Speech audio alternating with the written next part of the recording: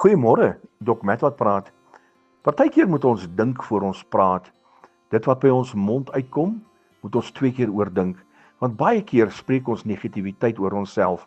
Goed soos, ag wat, my situasie gaan nooit verander nie, of dit gaan my nie te beurt val nie.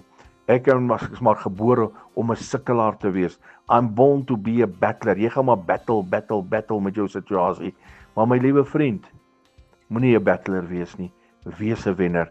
Begin positief bely rondom jou situasie. Begin positiwiteit roep.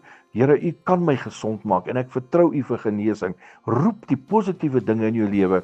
Ek onthou op 'n stadium het ek 'n ander ou baas geken, jare terug, hier in die vroeë 80er jare, en hy het voor in sy erf het hy 'n bordjie opgehad wat sê, hier wurg Bastian Brits.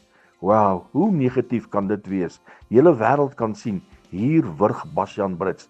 En aan die einde het hy gesterf. Hy het gewurg aan die einde. Hy's dood, 'n sukkelaar. Hy's dood met niks op sy naam nie. My vriend, begin positief praat. Begin positief bely. Spreek positiwiteit uit en moenie laat negatiewe goed by jou mond uitkom nie, maar laat daar eerder positiewe goeders uit jou mond kom waar jy Jesus verheerlik, Jesus se naam groot maak en hom al die lof, die eer en die hulde van jou hart bring. Wees positief. Herlewingsgroete.